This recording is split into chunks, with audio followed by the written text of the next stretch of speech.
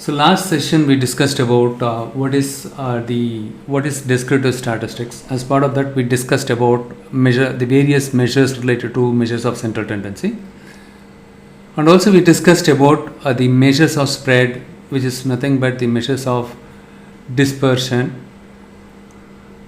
using which how to measure the spread or how to identify the distribution pattern of a given variable, given quantitative variable, right? So as part of this we measures of spread, we also discussed about the range, standard deviation, coefficient of variation, and also we discussed about the 1 2 3 rule or the Chebyshev's theorem, how to use Chebyshev's theorem, and also we discussed about how to apply the standard deviation in real time scenario, right? So and what kind of situation we can use standard deviation, like assessing the stock price risk and also comparing the data sets consistency, right?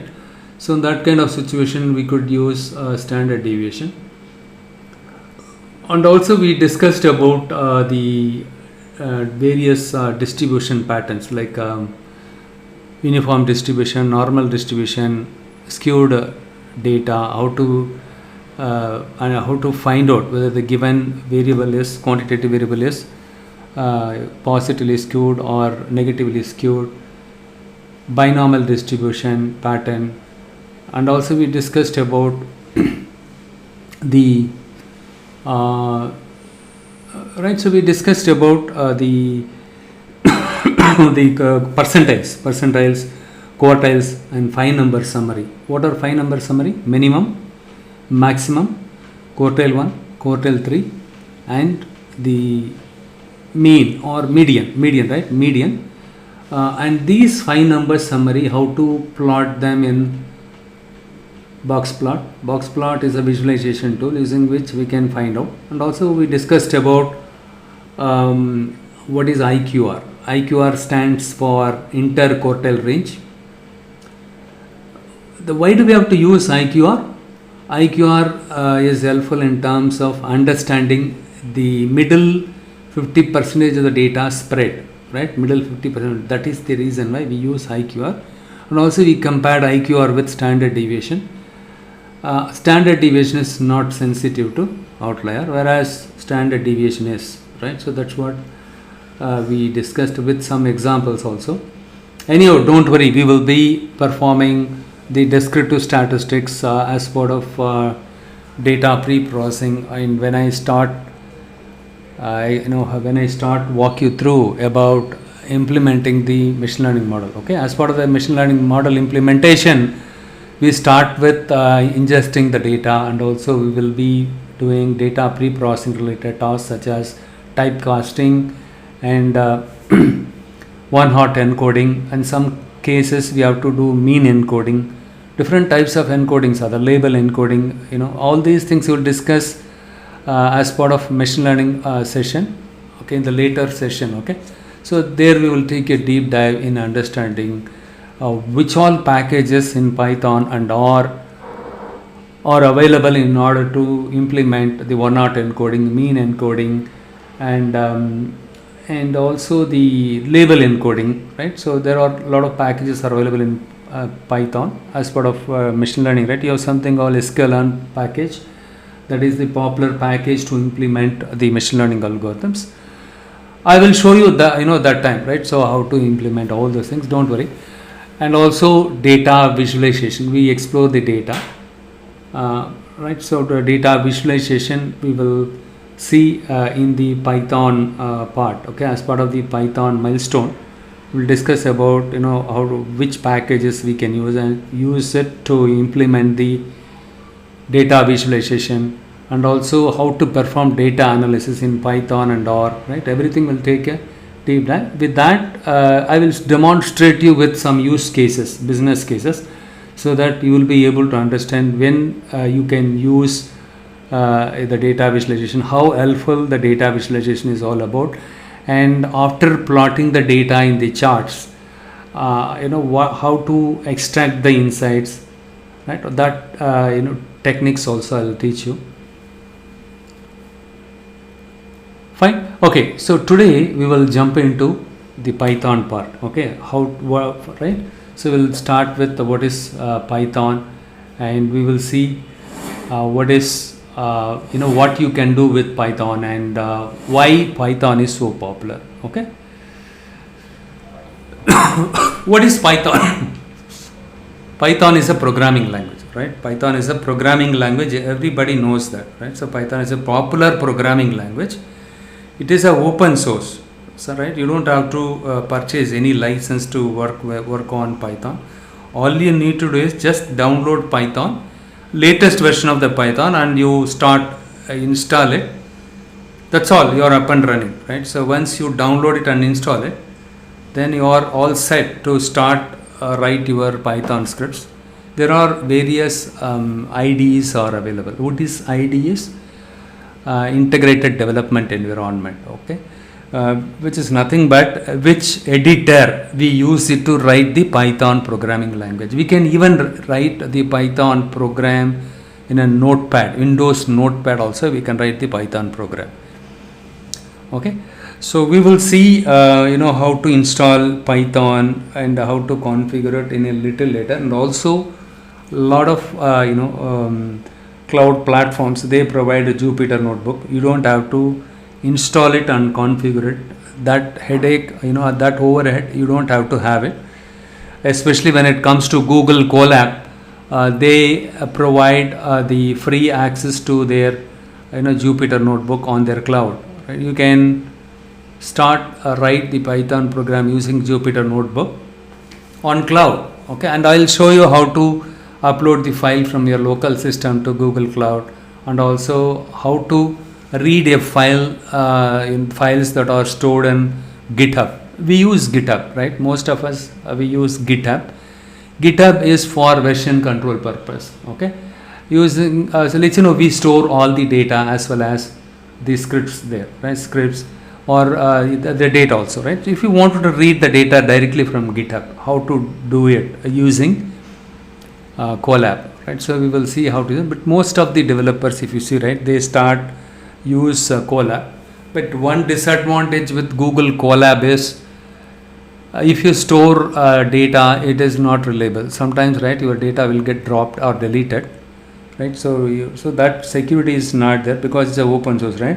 What you can do is you can save the notebooks, in the form of .ipynb and store it in a local file system, or you can directly store it in your the Google Drive folder. Okay, so Python is a free and open source programming language. It's a high level programming language, and also it is a multi-purpose programming language. Python is a multi-purpose programming language. What do you mean by multi-purpose programming language? Unlike these softwares, like you have something like SPSS software, Strata software, MATLAB software is available. These are all meant for statistical purpose, and including R programming language. R is also a programming language, and also SAS. You must have heard about SAS. SAS is also very popular software. It's a licensed one. It is very expensive one, the licensing cost. But the SAS is very much scalable. Even if you have humongous amount of data, when it comes to processing the data with SAS is much faster. And most of the banks, larger banks, though the cost of the SAS license is very high, because of its reliability, they are using SAS software. But when it comes to Python, unlike R software, R is meant for statistical analysis and implementing the machine learning and deep learning models also. So unlike R and other programming languages and other tools, Python is a multi-purpose programming language. That means you can use Python to develop the range of you can develop any range of you can develop any type of applications, ranging from web application to deploying computer vision and deep learning related algorithms. Even you can write program to a robot, and you can automate that using Python. So Python was developed by Guido van Rossum in the late 1980s. He is the one developed the Python programming language as a hobby project. What had been developed as a hobby project, now it became a mainstream project. Even the NASA in USA, NASA is the right Space Research Center. Even they are using Python to automate a certain process in their environment. So the beauty of Python is it is high level language. What do you mean by high level language? As a programmer, we don't have to remember the system architecture, right? Also, we need not to do memory management like how we do it in C language and Java language, right? We don't have to manage the memory as part of your programming. So this makes it more programmer friendly, and is one of the key and this is the key features of using Python. Okay. And also Python, importantly, it is an interpreter based language. What do you mean by interpreter based programming language? And I guess most of you are having the software programming background, right? I accept a few. And in the case of Python, right? So unlike the programming languages like C++ or Java, you don't have to compile the program. Right, you no need to compile it. Behind the scene, the Python, the kernel, right? What it does is it takes the Python source code, and it converting that into an intermediate form called bytecode. So all you need to do is to run your Python code without worrying about linking to libraries and a few other things. Okay. So in simple term, right, the source code is executed line by line. When it comes to interpreted programming language, the source code is executed line by line. So in the case of compiler based programming languages, the entire code or your source code is executed all at once. Take for example in the case of C language or Java, right? Your entire code will get executed all at once. But when it comes to interpreter based languages, your script will get executed line by line. So you might be wondering if the interpreter executes the scripts line by line, won't it take much time? Yes, it will take time compared to the compiled programming languages, but the benefit outweigh the disadvantages, right? Because the advantage of executing the scripts line by line is, right, it is easier to debug your code. For example, you just write one line of code and if you execute it, immediately you could see if the command became successful or if the statement got executed successfully or not. In case of any syntax error, any problem, it will throw an error immediately. You have something called syntax error, semantic error, right? The syntax error at least taken care by the it is very easier. You can debug the code in a very efficient way. And also it supports procedural, object oriented and functional programming. Which one? Python. What do you mean by procedural language? Can someone give me an example for that? Fortran.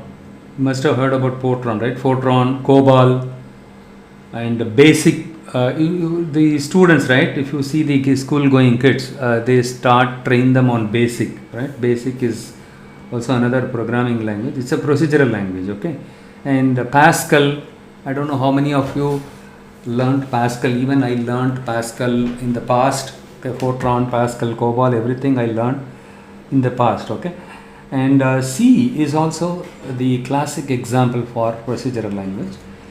And object oriented, Python supports, apart from procedural, right? It supports the object oriented functional programming. And especially in the case of functional programming, it has a lot of features in it. You don't have to write multiple lines of code. Even the complex logics, we can implement it in a line of one or two itself, single line or two lines maximum you can, or maximum 3 lines you can implement even the complex logic using functional programming. Compared to object oriented and procedural, functional programming, the number of lines of code is very less.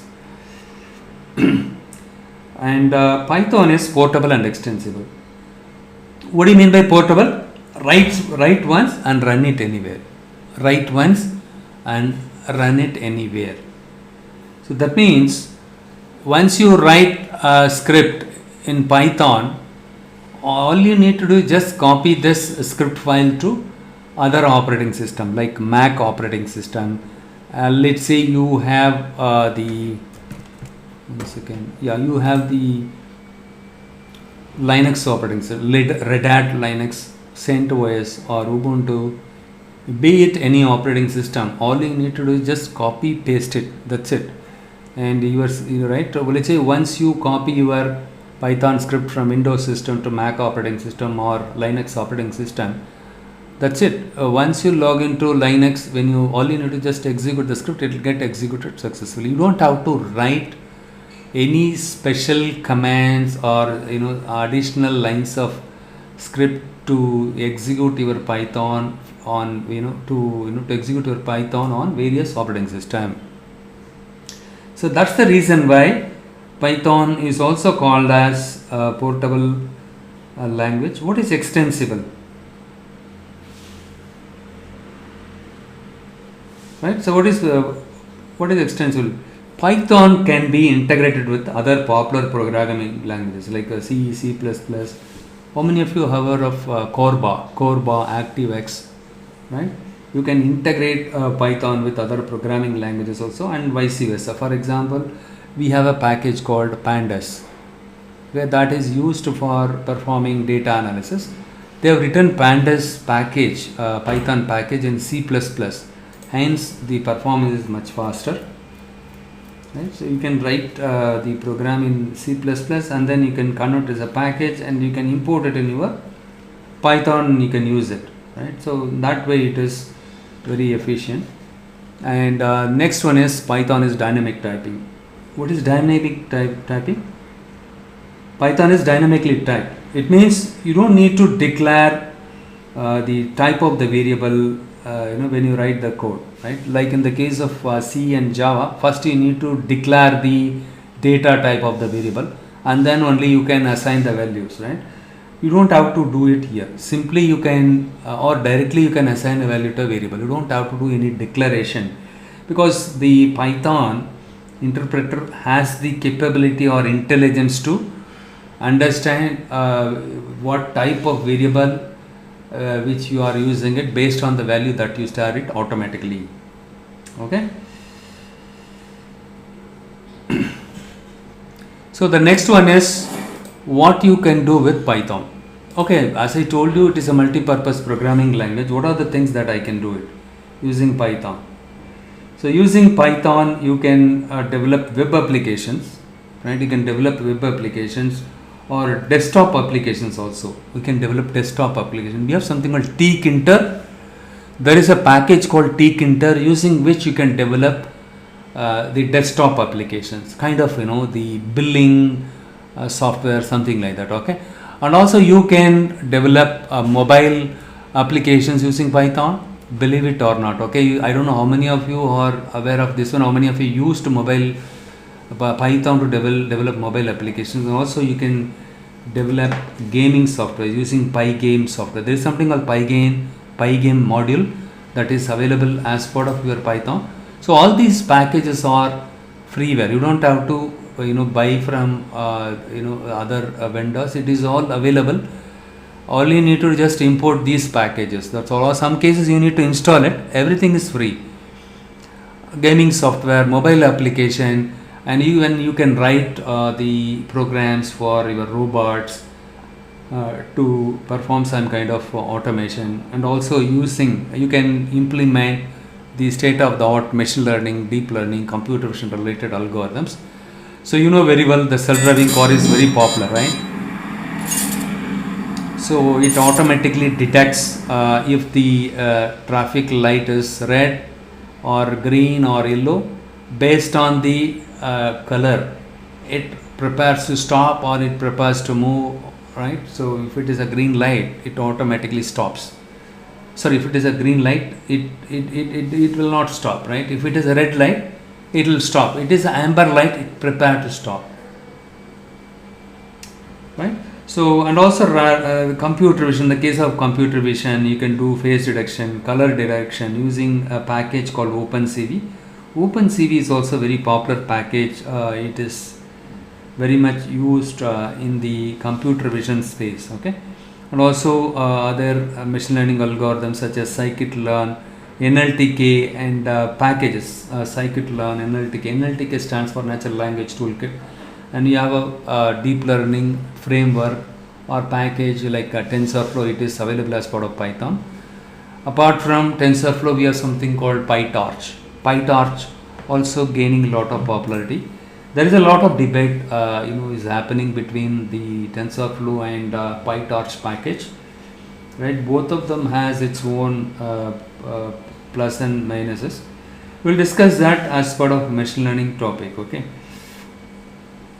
And also Raspberry Pi, Raspberry Pi, right? So Raspberry Pi, right? So you can implement you can develop a robot or build a robot using a Raspberry Pi, and you can automate your home also using Python. You can write program to control the robot. Everything is possible. Only sky is the limit when it comes to Python. The possibilities are endless when it comes to Python. That is the reason why most of them they prefer Python.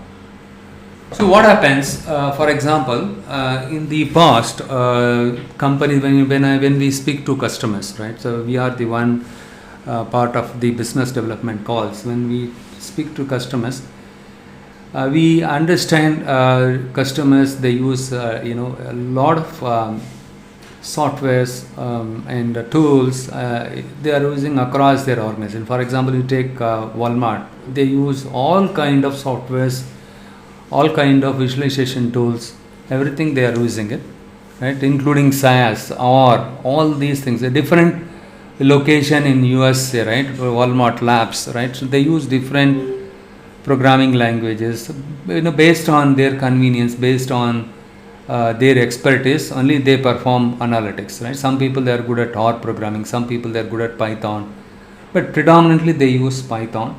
And some places they use SAS and some places they use R. That's the reason why I recommend more, anybody, right? Any aspirants to be familiar with, all these programming language. Importantly, PySpark. PySpark is also very much helpful because let's see, when the company recruit you, they will look at your profile and then they will see if I recruit you, will you be able to start work on, for example, PySpark the day one, or after recruiting him, will I have to train him because we don't have time, right? The competition is cutthroat. On the other hand, if you see the Target and the Amazon, they are the primary competitors, right? So before even you think, they implement it, right? So let's say you think something, and before even you think or conceive a strategy or an idea, by the time they would have implemented already. Okay, so in that situation, you cannot recruit a person, and you cannot afford training him, right? So that's the reason why they expect you from the day one they expect you to be good at all these softwares, okay? PySpark, packages, and all these things, okay? And we will start with understanding what is variables in Python. Before that, I will show you how to install Python. I guess few of you are already familiar with installing the Python and all, right?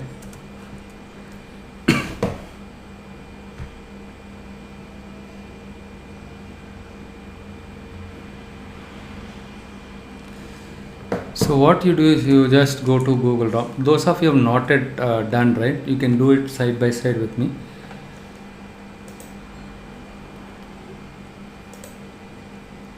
So here download Anaconda. So the Anaconda distribution of the Python is very popular, right? So even in the real time production, they use Anaconda distribution.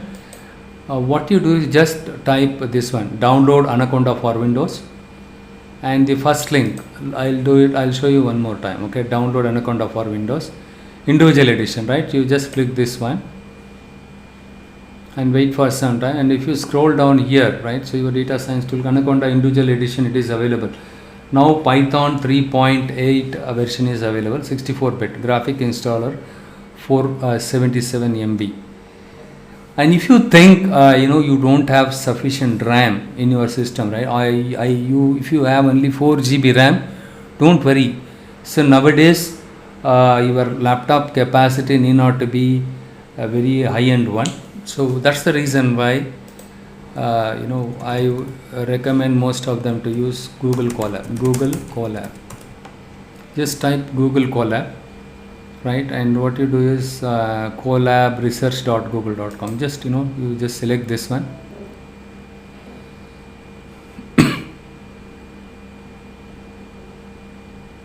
So you don't have to do anything, right? On the left side, you just click it here. 1 second. Google Drive, recent examples.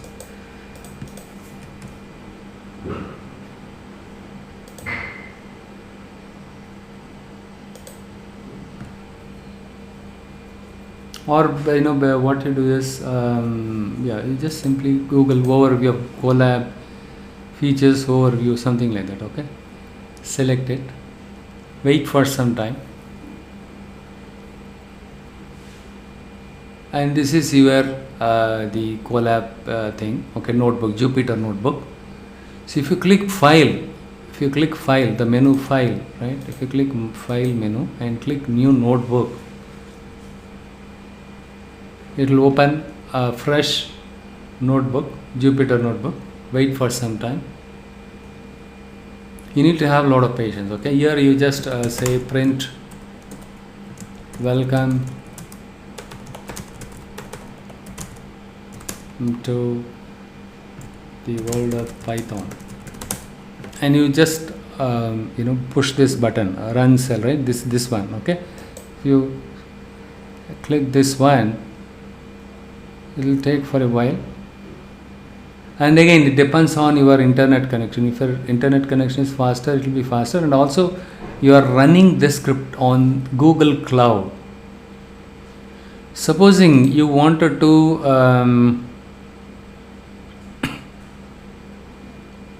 one second, notebook and insert runtime, and you have some options here.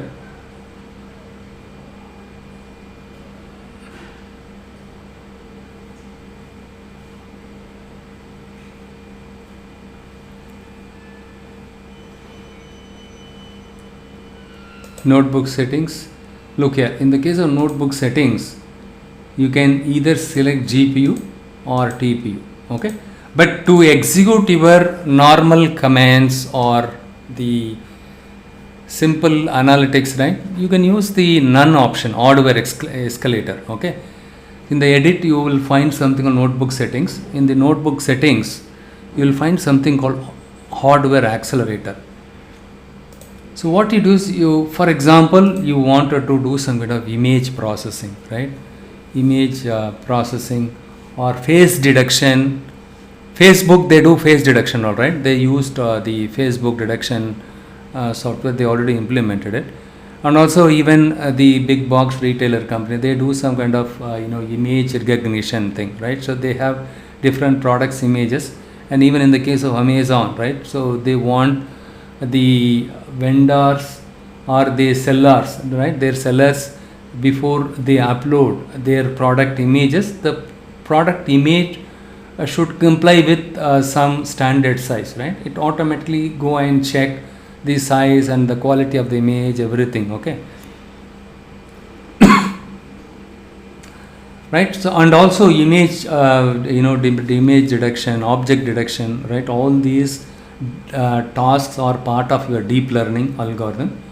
Deep learning algorithms are CPU intensive processes. CPU intensive. That means lot of computations will happen. Those algorithms perform a lot of computations in order to perform the image recognition or image classification or object detection, object classification, right? Or object classification, object detection. All these things, right, requires a lot of CPU. If you use CPU or if you use your laptop to execute a simple image classification using the convolutional neural network, which is a deep learning algorithm, it will take a hell lot of time. Even to do the image processing or image classification for 100,000 images, it will run for hours and hours of time. So what you do is you can go to Google Colab, right? And then what you do is in the edit thing, right? Notebook settings, you select GPU. What is GPU? GPU stands for graphical processing unit. Graphical processing unit. And TPU stands for tensor processing unit. You must have, I told you TensorFlow, right? There is something called tensor processing unit, and it is the Google's product, right? So they developed this one. And GPU is nothing but graphical processing unit. This is a processor, okay? So we are using Intel processor, Core i5 and i7 and all, right? So CPU is no longer going to be helpful, especially when you work with the deep learning related or computer vision related algorithm, because it is a CPU intensive processor. GPUs are 100 times faster than your CPU. A single CPU is 100 times faster than your CPU. That's the reason why for most of the deep learning related algorithms they use which one? GPU, right? So anyhow, you can change the settings based on your notebook settings, right? You can go and, since we are not going to execute any script that are CPU intensive, I am going to leave it as it is, none. Okay, so here all you need to do is just go to this place and click file and new notebook, and you will get it something like that. So this is file menu, and this is edit and view insert. Supposing you want to insert something, right? Code cell, additional cell. Here I want to write another line of script, right? So you can execute something like that. Or if you just press enter, right? Enter will not come. Okay, insert you need to use it. Okay, or you can use the plus sign code, right? You keep on add more cells. These are called cells. In these cells, for example, 2 plus 2. If I execute this, it will give me 4, right? So pretty easier. You don't have the headache of downloading and installing. In some cases you need to do some kind of configuration. It's very easier, right? As soon as you register it there, you go ahead and start write the program. That's all. As a developer, all you need is an environment, right? If you have an environment readily available, you can start write your programming so that your productivity will be higher, right? See more. But still, I would recommend you all to download and install the Google, the Anaconda software, okay?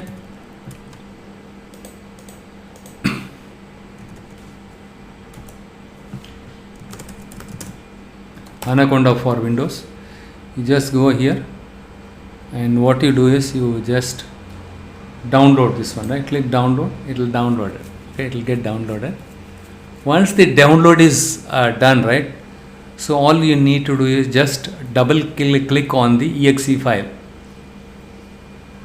Very easy at the installation also, but you need to make changes to only one setting. I don't know in the latest version did they include that one.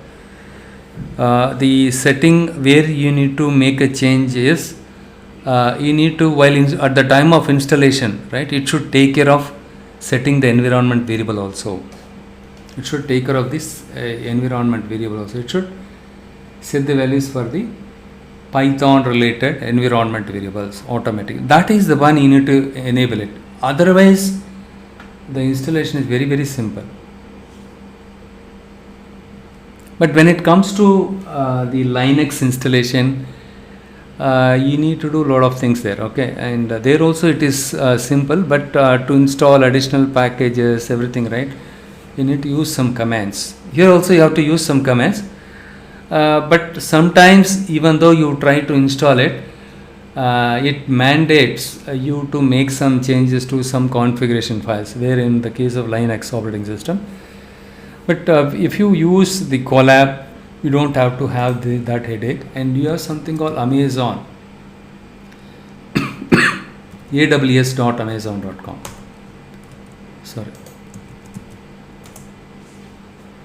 Here also you can go ahead and register it.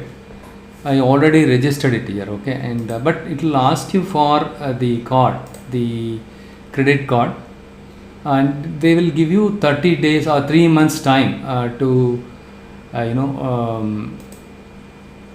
what is that, the 1 second, my account, they will give you 3 months free access, okay. But afterwards you need to be very cautious. You do not know when they are going to deduct the money from your account and all. You have to be very cautious when you work with the cloud platforms, especially wherever they ask you the card. Though they ask you for free, so though they say it is a free, right, freeware, but they will ask you, they will deduct the money. They will ask your credit card, and later point in time they will charge your card also. Though they say free, there are certain services they are charging it. You need to read the what is that, the terms and conditions very clearly, okay. Look here, this is the console, awsamazon.com. So for machine learning, there are a lot of options are available. You have something called SageMaker, Amazon SageMaker, using which we build, train and deploy the machine learning models. And we have something like augmented AI and code guru, DevOps guru, fraud detector, right. So in the case of fraud detection kind of applications, right, you can directly use that one. Amazon Rekognition, you have something called Rekognition is also very popular one. So what I'm trying to say is these are the cloud based things are already available. So nowadays when you go for interview, they don't expect you to be very good at just machine learning and deep learning algorithm. They expect you to be very good at the cloud based the applications, right, how to use Amazon Rekognition. This is meant for the this one, the image object detection. This is meant, look here, lot of the boxes you can find it here, right. All you need to do is just share the upload a image. When you upload an image, it automatically draws the bounded box like this, the rectangle kind of thing, right, square and rectangle boxes. Look here, this guy is using the skateboard, right, he is using the skateboard. For the skateboard it put one line here, right, bounding box, and for this guy also it put one bounding box. In between, right, the cars are visible, right, the gap, the gap between his legs, right, you can see the car, still it puts the bounding box here. That means there are some objects are there. Look here, even for the tire, the wheel, right, it put the bounding box here. And on the right side you can see it's a car, 98% probability. There is a 98.8% probability it's all car, and it is an automobile, and it is a vehicle, and the types are used for transport. Person, yes, there is a person is there, and if you keep the cursor here, person, right, if you keep the car, it tells it's a wheel, you can feel. So in the case of anything like the bomb, somebody planted a bomb, right, some unknown material, or if they leave some material or baggages anonymously, this can help them to quickly identify, hey, this is not visible to our eyes, though it is not so visible, it tells what do you say, these are called annotations, right. So this, for this box it is a wheel, the annotation is car, it automatically generates the annotation also. And if you click show more, pedestrian 97.1%, look here, there are some pedestrians are there here, yeah, but look here, this person is not at all visible, right. It tells us very clearly. In the case of any criminal or crime happens, this one is very much helpful. Though this images, so all the contents are there in the images. It is not, though we can see the image and objects that are there in the images, still it is difficult to find out, whether a person is standing here or not, right? How many of you can see a person standing here? You have to magnify this using Photoshop or so, only then you can see it, but still there is no assurance, right? See, it automatically detects there is a person was standing here, something like that, right? Pedestrian, skateboard, whether it's a sports or road, right? All these things it gives, in a very detailed way, right? So when it comes to Amazon recognition, you don't have to write to lines and lines of code, right? With a less number of, just all you need to do is upload, drag and drop kind of thing. The object and scene detection, right? This is called object and scene detection. And you have something called video analysis also available, video analytics. The why I am, I digressed from the Google Cloud to Amazon Cloud, right? So in the case of Amazon, they made significant breakthrough in terms of easing our job by simply uploading the images or videos. See, in this case, video analytics. So this is the video. So who is this gentleman, right? He is the boss of Amazon, Jeff Bezos. He is talking to another person, celebrity, right? So these two guys are celebrity. What do you mean by celebrity? Popular people. Two celebrities are there, this guy and that guy, right? So if you scroll down here, right? So once, see, it is frame by frame, it is it is scanning this one, right? Frame by frame, it is scanning that, and then it tells two people are there, they are two celebrities, and they are human, and they are people, and they are person, audience, and crowd, speech, and furniture, beard. They have beard and chair, everything is available here, right? So it's pretty fast when it comes, but still you need to do little bit coding here, okay? Using Python, we have a package called Boto, using which we can do some kind of advanced level of recognition. Supposing you have 1 million images. In the case of police, they don't use only one image, right?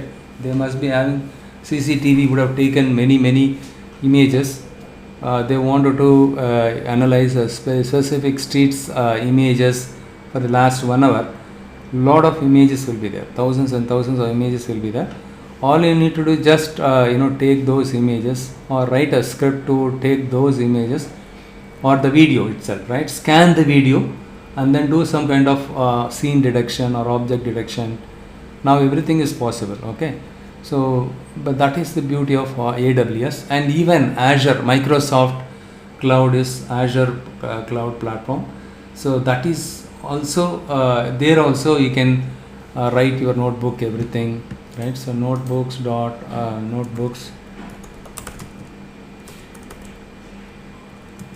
azure.com, right? So I think so, notebook.azure.com. No. Earlier I used to give a demo on cloud, the Azure cloud, because they used to give free storage on their website. Now they recently removed it, notebooks, right? So now you cannot store it, the free, you don't have the free storage there, they removed it. But anyhow, I will demonstrate you how to use AWS down the line. The reason why I'm talking about Google Colab and AWS, right? Just knowing the machine learning alone is not sufficient. How to deploy them on cloud, and how to use the certain algorithms developed by Amazon, or which package they are using it to build the model in AWS, right? As I told you, SageMaker, using SageMaker, you can build and deploy the models, right? So using that, you should be knowing that one also. So anyhow, going back to Google Colab, right? So okay, let's forget about that for a minute. And I just downloaded the Anaconda software. See, those of you who have not yet downloaded this one, right? Once again I'll show you how to download them, because few of you have joined little late. Go to Google and type download Anaconda for Windows. Type download Anaconda for Windows. because we are going to start the programming part, and you need to install these softwares. Only then you can start work on it side by side with me. Okay, and download Anaconda for Windows, and then if you search it, the first line also, in my case the first one is the individual edition Anaconda. Just go here, and then scroll down, download, click download this one. Okay, this is the one, click download. It's a Python 3.8 64-bit graphical installer. When you click download, so download, this software will get downloaded. So what you need to do, the next step is just double click on this. It will open a window, so it will open a pop-up window. Please wait while setup is being, see, that's all. Once the download is over, you need to just double click on this file, exe file, click next, and I agree. Just me, you don't make any changes, simply click next. So in my case it is already there, it will say no error, right? So in my case, in your case, don't make any changes. Here only you need to make only one thing, you need to check off this one. Though it says not recommended, you have to enable this option. You need to enable this option. I'll just pause it, or I will show you once again from here. Please note it down. So go to your Google browser, right, and type the search engine. Okay, download Anaconda for Windows. Download Anaconda for Windows. If you type this and if you search it, you will get this one first time. You can go here, and so nowadays very simple. On the right side itself it is available for Windows, right? Windows. For Windows Python 3.8, this is the one is available. Click download. It will take some time. You have to wait. Okay, but it will not take too much of time. Okay, it got downloaded. Okay, look here. It is just 488 MB only, Anaconda. And if you just double click on that, you will get a pop-up window, something like this. First you will get like this. Okay, 64-bit setup. Next, I agree. Next, and click next, and you need to enable this one. By default it will not be enabled, you need to check off this one. Okay, though it says not recommended, let it be there. Okay, and then next, click install. That's all. Since I already installed, right, I am not installing it again. I don't want to install it again. It has already been installed. Okay, in my system. You need to install it. Click install. It will take for a while. It will take 15 to 20 minutes time to install it. 15 to 20 minutes of time to install it. Once that shows you successfully installed, then you go to your start button, type Jupyter Notebook, or you just type Anaconda. You downloaded and installed Anaconda, right? So Anaconda, if you click this one, you will find you don't have to do everything. You don't have to you don't have to open all these things. Just go to Jupyter Notebook, right? Jupyter Notebook, Anaconda, click open.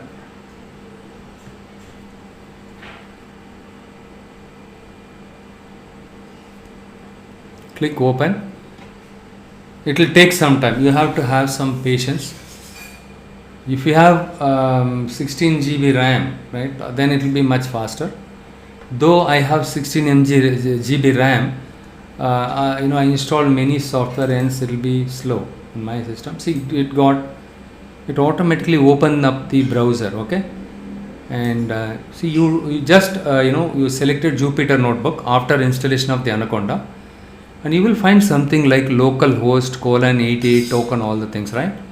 So this is the one you will be seeing it. Anyhow, I am not going to do anything with this one. See, but you have to wait till you see this message, localhost :88. Let's say when you click Jupyter Notebook, if you have 8 GB RAM, you should not think nothing is coming, blank screen. You have to wait. It will be slow because your RAM is less, right? It will be slow, and you will find, until you find this message, you have to wait. Once this one you find it, right, localhost colon 88, it automatically open your IE browser, Internet Explorer browser. So I am comfortable with the Google Chrome. What I do is I will go to Google Chrome, localhost 888, that is the port number, localhost colon 48, 8888, 48 you need to specify, localhost colon 48, right? You have to wait for some time. Look here, it is loading. It is loading the Jupyter Notebook dashboard. It is loading the Jupyter Notebook dashboard.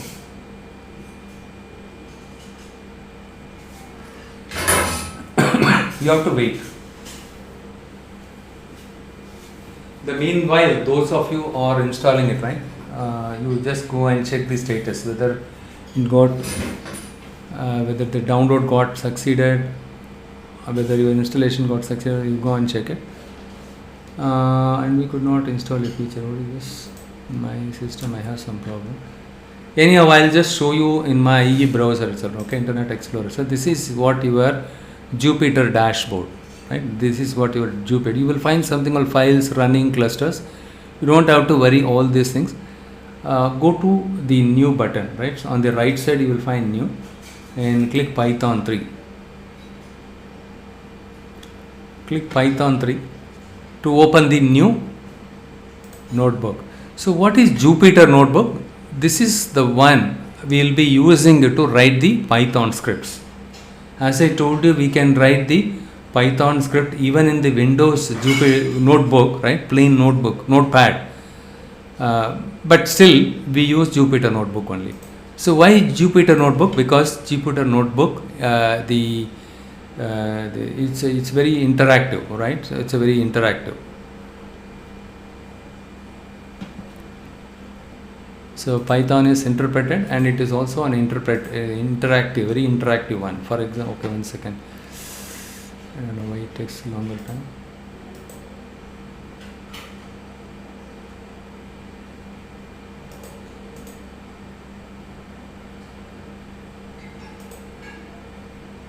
Okay, let's use this one. I don't know why it takes longer time. Let me just open this. So whenever you try with this one, Google Chrome, what you do is go to edit, mark, and select the entire thing, because you have the token and all, right? Token is meant for security purpose. Copy, but you don't have to worry too much. So look here, I did not even copy that one. It took longer time to display the dashboard of a Jupyter Notebook, right? Jupyter Notebook.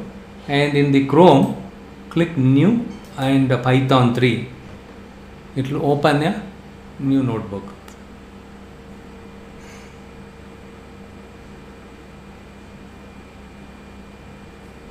It will open a new notebook, like how I showed you in the Google Cloud platform, right? Google Colab. One second, I'm going to close the IE browser, because IE browser will be still, though they say it is faster, it is still slow. So Google Colab, this is the Google Cloud. I executed my script on their platform, on their cloud. It is not running on my, it was not running on my local system. Hence it will not consume memory in my local system. Memory and CPU and all will be used on their cloud. We are smartly using their cloud thing.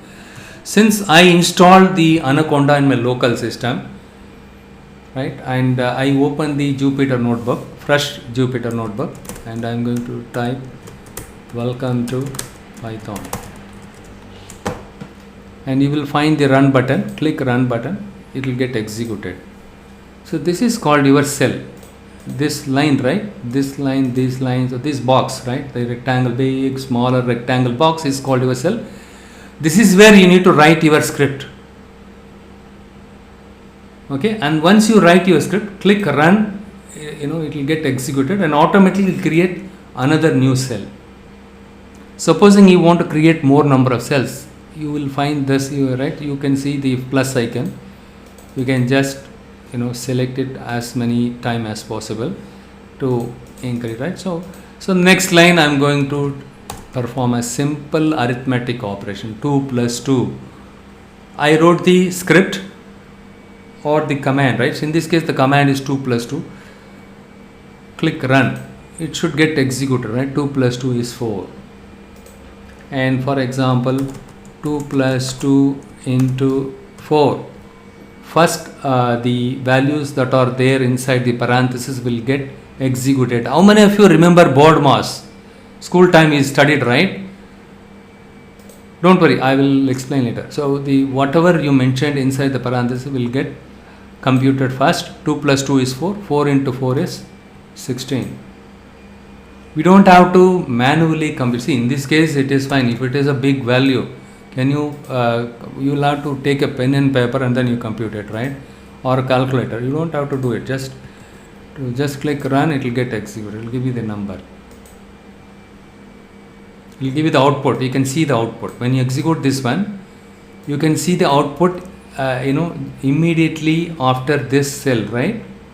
That is what called as interactive or interpreted and interactive. Immediately you can see the output. For example, I go to the command prompt, CMD, go to command prompt, and here if I type Python to check the version, what I do is -version. Oh, okay, I think I did not use the path here, environment path I did not set. That's the reason I am not getting it. That is the reason why I insist you all to enable this one. Where is that? The downloads, right? The Anaconda, right? So when you use this one, you need to use that one. Otherwise, what will happen? You cannot execute Python from your command line. Ideally, if you type Python here, it should get executed. It is not doing it. The reason was I did not set the environment variable at the time of installation. Okay, let it happen, and what I will do is I am going to use the Python -version. Here also it will not work because the exclamation is okay, it is working, and -version, I guess -version.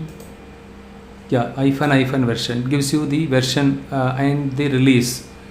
The version is 3.8 major version and the release is 5.5, 3.85. What is this exclamatory sign? That is the bang. That is called bang, right? Python. So if you wanted to run any command at the operating system level, you can go ahead and run it here. This is fine, but on the Google Colab Cloud, how can I do that? So for that, I'm going to do this one, 3.7.1.0. So now the question is, in my local system I have advanced version, but why Google? You can do upgradation also. Okay, you have something called PIP. Okay, you have something called PIP, upgrade something like that, right? So upgrade Python, something like that. Okay, you can do it. If you click this one, it will start upgrade. But I don't remember the upgrade. So pip install Python, something like pip install Python, something like. Okay, anyhow, I'll tell you the upgrade little later. In my PowerPoint itself it is there, don't worry. So if you wanted to check the version inside in real time scenario, you will not have access to the command prompt like this. You will not have access to most of the cases. Okay, rarely they will give you access to it. Everything you'll be doing it via portal only. So this is Google Colab. As I told you, you don't have to have a high-end laptop. You don't have to invest too much of money in buying a 16 GB RAM, right? Even if you buy or if you have a laptop with 8 GB RAM, that is more than sufficient. If you are a student, if you say no, I have just 4 GB RAM, don't worry. You are not going to run it in your local laptop. You are going to run it on the Google's cloud. That means you are going to run your script on their server. Your script will use their memory, CPU and IO, everything, hard disk, everything, right? So in that case, you don't have to have an expensive laptop or system. So this one anyhow I will show you little later, Google Colab. Okay, so now you understood how to download and install Python. So you don't have to see, you can download Python also directly, but the most preferable one is download Anaconda and install it. So what is Anaconda? Anaconda is a distribution, that is the popular distribution used by used in many of the production systems. Walmart, all these guys, right? They are using, even including Google, they are using Python like anything. They are using Anaconda distribution of the Python because you don't have to have the headache of install Python. After installing the Python, go ahead and download Jupyter Notebook, install it. No, it comes as a package, right? Once you install Anaconda, it has Jupyter Notebook, and also it has something called Spider. That is your this one, another IDE, Spider. See, Anaconda 3, you can open this one also. Either you can write a script there, or you can it is a notebook, is a kind of browser based one. So Spider will take some time to load it, right? Okay, so now you understood how to install the Anaconda software and how to open the Jupyter Notebook, right? Jupyter space notebook. If you type it in the command prompt, you will see that one, and click open, it will open it, and then you have to wait for some time. But make sure that you are not shutting down this. You are not shutting down this. So you saw right earlier, when you click Jupyter Notebook from your start button, it took earlier. Initially it was blank time for some time, and gradually you found these things, right? Localhost, all the things, and then only what you need to do, go to browser and type localhost:88. Localhost:88. It will take some time, but you are not supposed to close this, and because this is the Python kernel. The kernel should run. It's something like your car engine should run. This kind of engine. If your engine is not running, then you cannot play music. You cannot use air condition, right?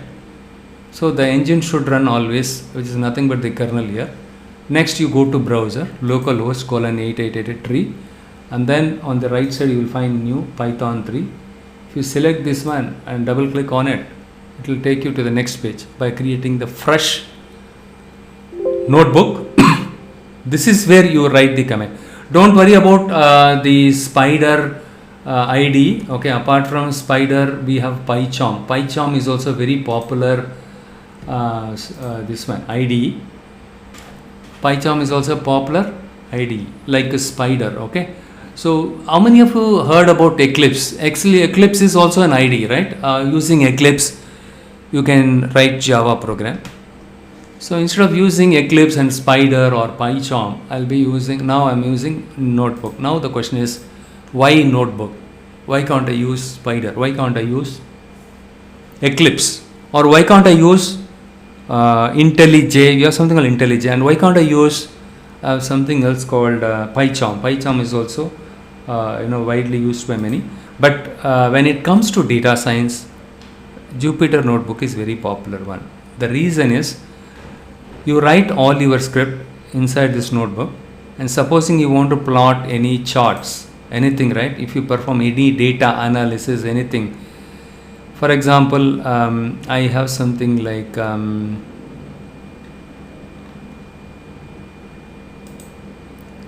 so this is the script where I trained a model, linear regression model.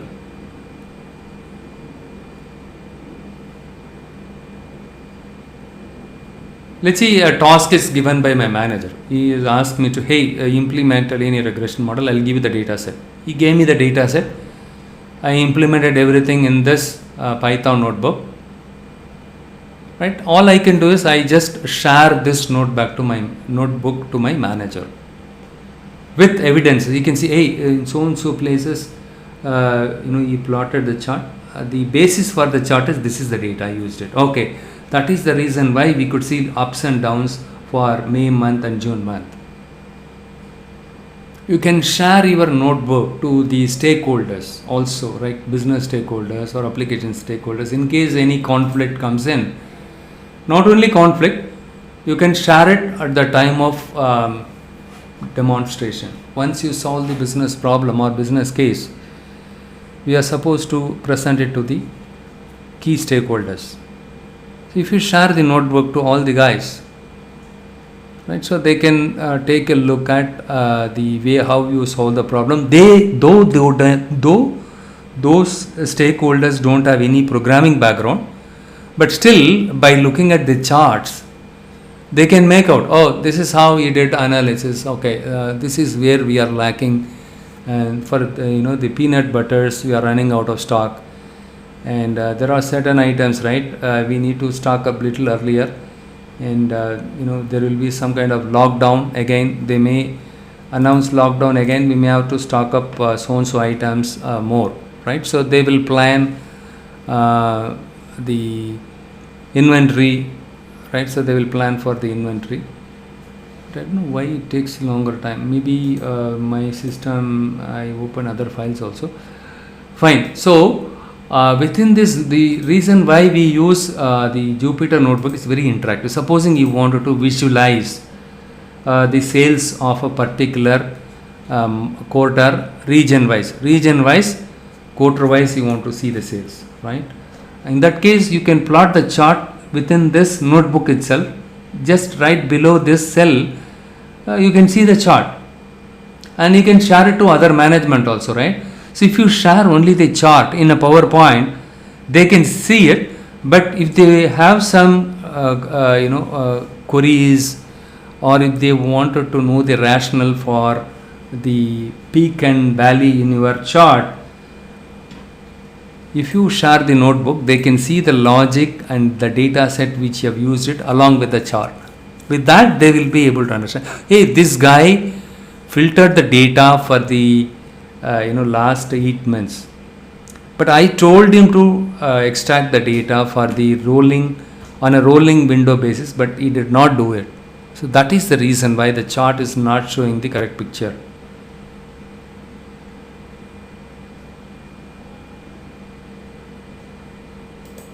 In second, I don't know what is the confusion here. It's all working fine. Okay. So fine. So you can. So you don't have to justify them for everything, right? So by looking, it's all self-explanatory when you share the notebook, and also you can add a lot of the headings, titles, everything, so that it will look very good. So fine. Now we understood how to open a notebook, Jupyter Notebook, and it is very interactive. You can see the output also here, and here itself, and also you can perform the moderate to complex data analysis by writing some SQL queries. You can also write SQL queries, or you can use Pandas package to write some queries to display the chart right beneath this, right below this, your script, right? So in that case, the other stakeholders can see the your script as well as the corresponding charts. So that will enlighten them the rationale for the chart, right? The peaks and valleys in your chart, or problems in the sales or some performance. Okay. So next we will see what is a variable. So what is a variable? A variable can, as I told you, right? So as part of statistical analysis, right? A variable can take any type of value. So first of all, why do we have to use variable? We use variable to store the data. Why we use variable? To store the data, right? So to store the data, what do you mean by storing the data? Supposing I assign a I create a age is equal to 25. What is this age is equal to 25 says? I defined a variable age, right? See, if, on the left side of the equal sign, right? This is the equal sign. On the left side of the equal sign, I just typed the age. This is the variable. On the right side of the equal sign, I define the value for the variable. right? Left side of right, I define the variable. On the right hand side, you can specify the value, right? So I specified the value for this variable. The age is the variable. On the left side of the equation, equal sign, whatever you specify, right, that is your variable. On the right side of the equal sign, you need to specify the value. So this variable age stored the value 25.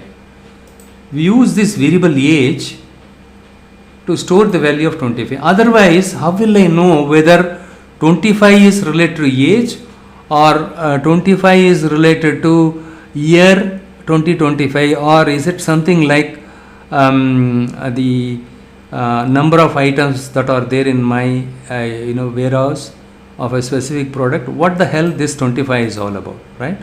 So you will have to use some variable to store this value 25, right? So, but again, so it is the 25 has some meaningful, it has some meaningful now, right? Meaning, if you assign it a variable, right? So 25 is nothing but age. So next line, you just type age and click run. See, now what happened? I just assign the value 25 to the variable age. So on the left side, right, and then I just push this button, right, selected this button run, or click the button run. Left side you can see start, that means it is running, it is in progress. I'll close. I think I opened many things here, that's the reason why it consumed too much of memory.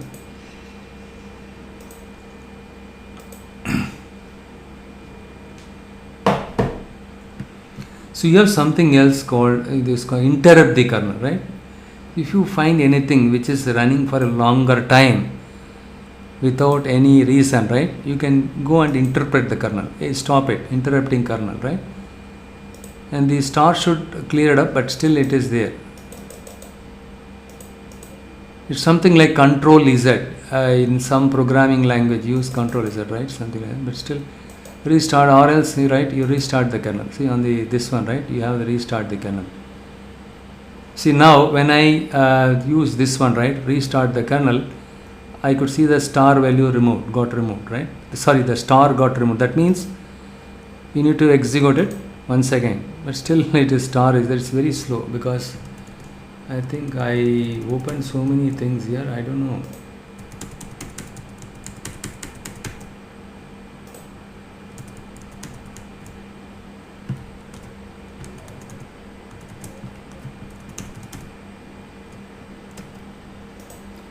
Probably I will close my PowerPoint.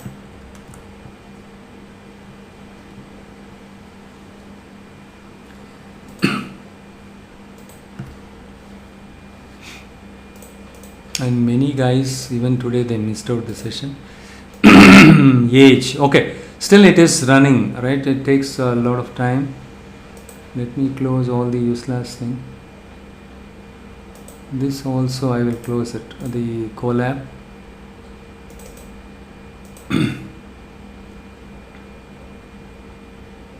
Yeah, the spider. So I was talking about spider, right? You see, it took this much of time to load the spider IDE editor, right? Spider editor. This is also, this one also you can use it to run your script. For example, 2 plus 2, you just select this one, you click this one, right, and run. On the right side, you will find the kernel here, and temp.py run file, even it hangs here, okay, it takes a lot of time. So this is what your console, and if you want to switch to the editor, you can switch it here, and this is what your console, new to spider, and variable explorer, and files. Okay, let me do one thing. X equal to 10. X equal to 10. If you type something nonsense, right, you can see some kind of red color thing there. You select it and then run it here. Run files spider tree. Okay, I have not used the, then what I do is F5. Yeah, x equal to 10, it's not sufficient, I need to print the value, right? So what value stored in x, to see that you need to use something called print function. Look here, the 10, the value that got stored in the variable x got displayed using print function. Inside the print function, you need to use x, right? X is the variable. You want to see what value got stored in the variable x, right? You need to use print x. Similarly here, right? So it should display it. Okay, since I opened this one, it would have consumed a lot of memory, and also it takes longer time that one to load that one. Which one? The spider ID. You can write your Python script instead of here, right? You can use spider also, or you can use Jupyter Notebook also. But most of them still they prefer Jupyter Notebook. But anyhow, it is hanging. I think some other problem. And anyhow, you just try to understand, right? So on the left side of the equal sign, you need to specify the variable name. On the right side of the equal sign, you need to specify the value. The variable x here I used to store the value 25. That means, right, the variable takes some memory space based on this type of the value, right? It takes, and we assign here, right? The variable is a reserved memory location to store the values. We can say that way also. Next, I am going to use hash. This is called hash. In your keyboard, you will have the 3, right? Letter 3. If you use shift 3, you will find something like hash. In C and other languages, you will be using it, right? Hash. So, followed by the hash, you can specify your comment. For example, assign the value, or the variable is nothing but reserved locations to store the value 25. The variable age is a reserved location to store the value 25. So in the memory, in your laptop memory, the age, right, it would have used some place to store the value 25. Using the age, you can retrieve the corresponding value,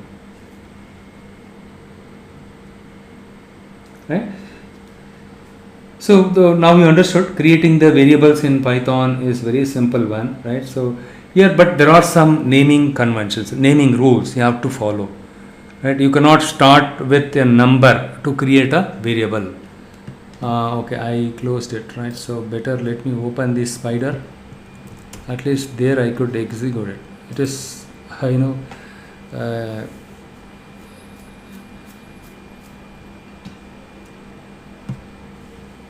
it is strange. Usually spider takes a lot of time, not only to open the editor, but also to execute the commands, right?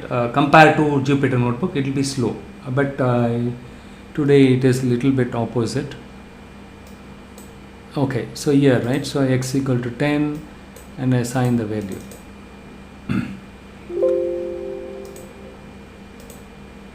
.3 is available. Latest version of Spider is available. And here, what you do is, for example, I told you your variable name. Can I give any name to the variable? No. There are some rules. You cannot blindly give any name to the variable. Okay. For example, here 10 age equal to 25. Print. See, when I typed 10, variable started with the number value, right? You can see the invalid syntax. See on the left side, you can see red colored thing, right? The wrong thing, the cross. And if you keep the cursor here, it will show you what kind of error, invalid syntax. So the variable name, I'm going to remove the 10. Look here, right? So here the syntax problem here. Look here, undefined name print. It was supposed to be print. Let's see, look here. So it automatically list. It's kind of a list value, right? You can select it from here also. You don't have to type also. Here I just removed it. Print age. And if I execute this one, what value stored in age, right? You can see 25 here. Or what I do is I will give some prompt here. The age of a person is age.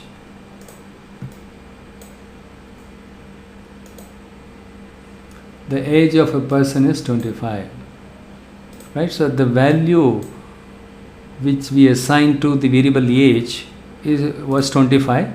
This 25 got substituted here or assigned here, right? The age of a person is 25. Instead of displaying age itself, the value which got stored or assigned it to the variable 25, right?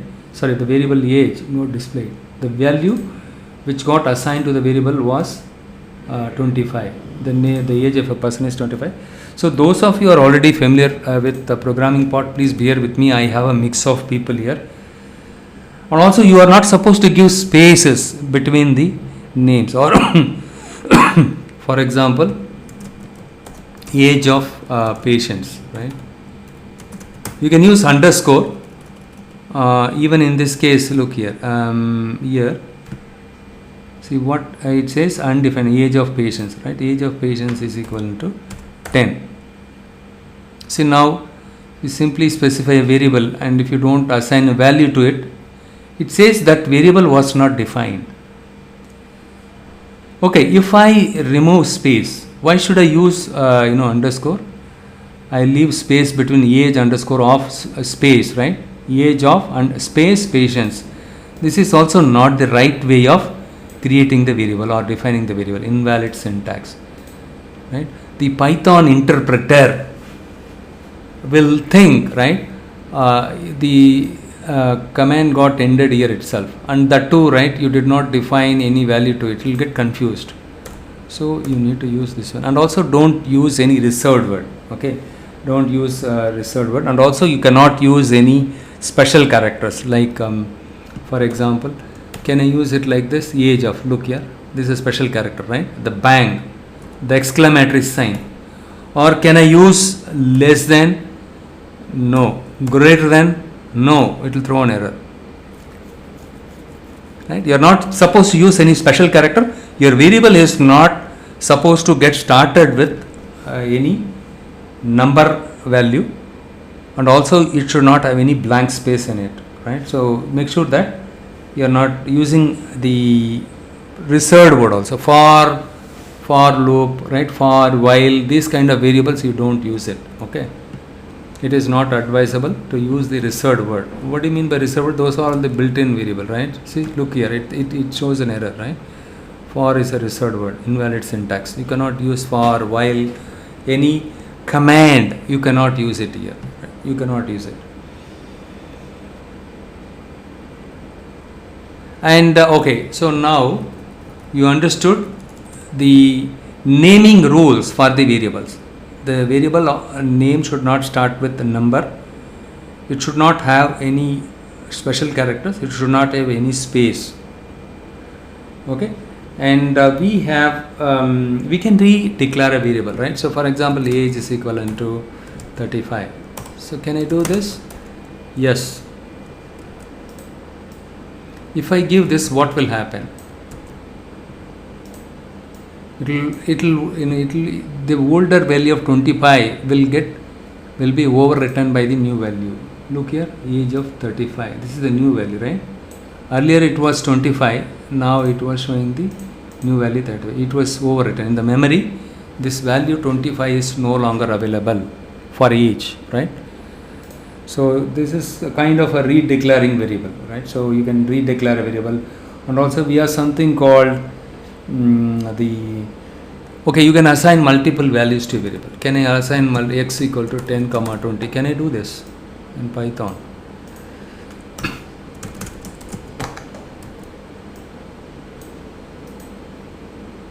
Yes, 10, 20, right? You can assign multiple values to a variable. For example, x, y is equivalent to 10, 20. Print.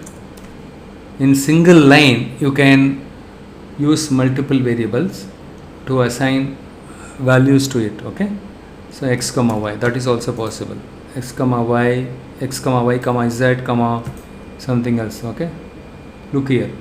So 10, 20. For example, if I assign 30, okay, but you need to assign the corresponding x, y, z, and if you assign it here, z, okay.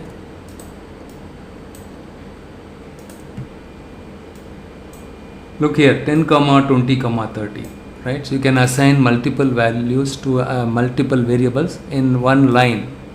That is also possible. Now the question is, I wanted to check the data type, the variable age. So you have a function called type function, and there you can use age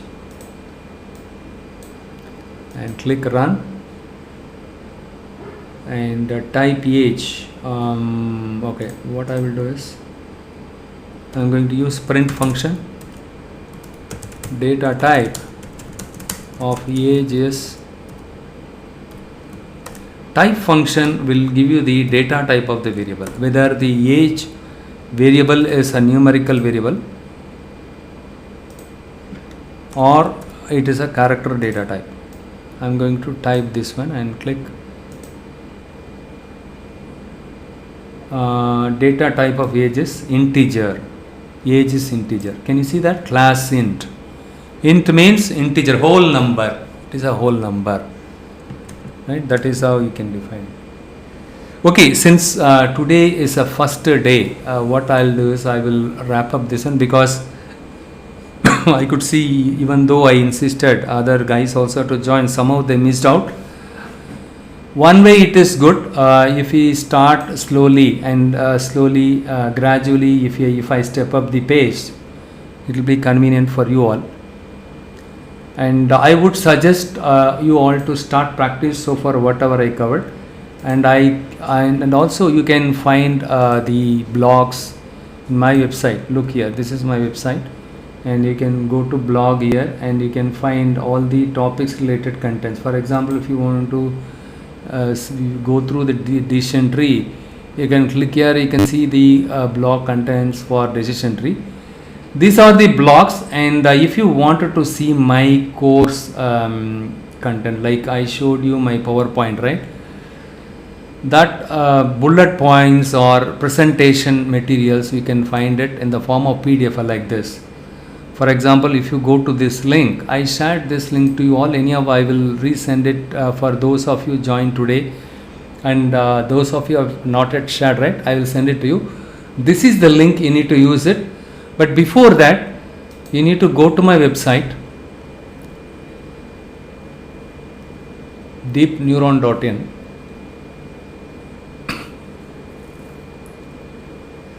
and then what you do is you need to go and log in here, okay? And I think I shared it to you all, but except few, I somehow forgot it to send it.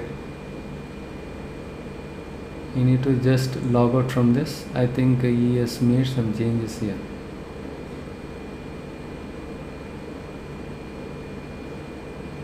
Yeah, first time you will not have any problem, okay? You just go and click the login, and once you click login, and it will ask you for the user name and password. Once you log in, you leave it as it is, because recently we revamped our website, okay? And we are trying to include the course wise videos. Probably it will take another 1 or 2 months to upload all the videos for these courses. But according to you, once you log in here, the next step is you open another browser. Here I will share this link to you all, okay? And you just go to this link, okay? And what you need to do is just use this link, lessons. No, page not found. Oh, 1 second, I will just.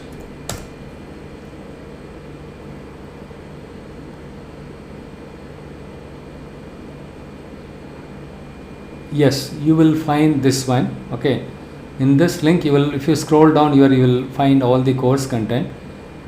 And supposing you want to see the Measures of Spread study material, right? The one I presented it during the course of training you all on measures of dispersions, right? You just, if you want, you can see it here. Click the right arrow. You will find my PowerPoint slides here, okay? So you will have lifetime access. Hence, you don't require a copy of this one, okay? And also, the reason why I give access only here is whenever we find any interesting case study or assignments, right, or any other topic we try to keep enhance this one. For example, look here, see here the box is not properly though the PowerPoint has proper formatting, while uploading it the people, right, they did not upload it properly. There are many things. Okay, so what I do is, you don't have to worry, you can maximize it and then click the next button. You can see here also it got messed up, right? So they did not properly save that as a PDF file, you know. So you will have access 24/7, but so at times you might face some problems. Okay, don't literally go by my word 24/7. There are some situations it will not be available, server not available, then it will be a problem, but most of the time it will be available. You don't have to worry, right? What is Chebyshev's theorem, everything is given in detail, right? All these things. But apart from this, you will have my blog. If you want to refer it in detail, right, you can come here and statistics and descriptive statistics. If you go here, you will find the book kind of thing, blog kind of thing. You will find the detailed content there. And also certain courses you may not find videos, certain courses you will find videos, and Python not many videos are available. And don't worry, the pre-recorded video we will be uploading it shortly. Okay, but in the meanwhile please bear with us. But the inferential statistics, other things, right, you will be having videos for that.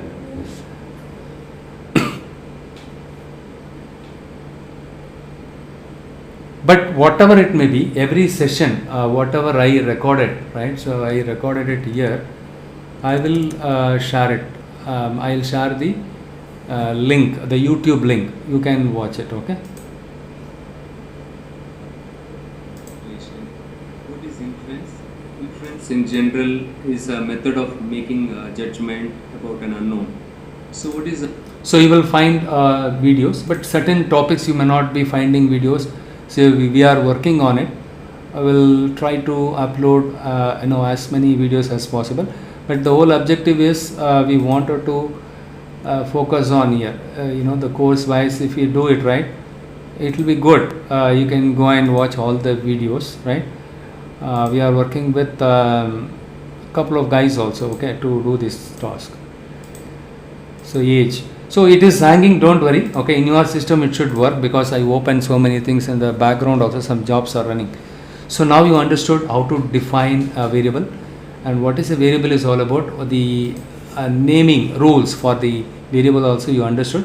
In the upcoming week, not upcoming week, in the next session, what we will do is, today is Wednesday, right? This Friday, right, this Friday night, what we will do is we will continue with the data types. Okay, data types, and next 1 or 2 weeks. Okay, and see, by June end I will be completing the current batch, the weekend batch. Okay, the night batch. So that what I will do is I can put you all in the night batch, so that I could see that couple of guys, even they are working in shift, because of which he could not join. 2 guys. Okay. And other people also can attend weekend peacefully, right? Saturday, Sunday night. So once once I finish this, by end of this month I will be finishing that batch. Okay, we will plan it accordingly, weekend. Okay, instead of having weekdays, right, weekend we will plan it. But till such time, please bear with me. Okay, and day after tomorrow we will circle back. We will circle back and discuss about the data types, and what is a function, and what are the what is keyword argument, and what is pass by value and pass by reference. Is it possible to implement pass by value and pass by reference in Python, and what is keyword argument, and what is the function, right? The other things are like how to pass a function to another function as an argument, how to assign a function to a variable. All those things we will take a deeper dive, don't worry. And also with the control flow, right? So we will start with the data types, different data types, and then we will get into the control flow, the if, else, loop, nested if, how to define it, what syntax we are supposed to follow in Python. In Python, the indentation is must. Now you understood how to specify a comment, right? Using hash. For example, if you use hash and followed by the hash, if you type, right,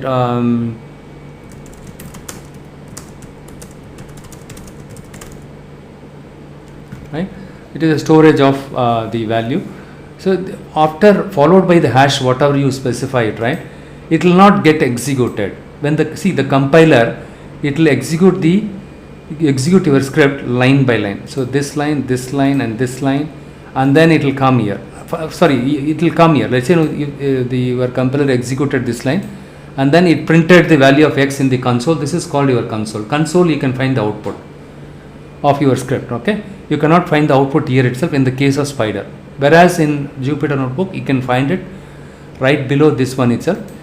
And when the interpreter comes to this line, it will execute this one, okay, but it will simply skip this one, whatever you specified followed by the hash. When it encounters hash, it will not execute, okay, it will not execute that, followed by the hash, whatever you mentioned, it will not get executed.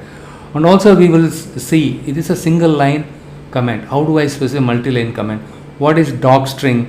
Everything we'll discuss it, but we will take a deep dive. Though we go initially in a slow pace, we'll take a deep dive. Okay, in the Friday session, we will slowly step up the pace. Instead of having just 1 hour 45 minutes, right, we will exactly take 2 hours time, right, and try to cover as much as possible. But I need all your attention during this session. I request you all to focus here, because don't get diverted. Those of you who are already familiar with programming language, the fundamentals, you can probably skip it, but why to take chances, right? If you are, though you know other programming languages, still Python is a new one. Don't miss out. There are certain features are bit different here, right? So even in college, they would have covered everything. For example, the case of functional programming, the two salient features are like this one, the immutability and first class citizen, right? What is first class citizen? What is immutability? Everything I will discuss it in the upcoming session with examples, so that you will get to know how to create a module, right? So how to create a model, like in Python, different packages like pandas, numpy. Can I create my own package like numpy and pandas? Yes. How to do that? Everything I will show you, okay, in the upcoming session.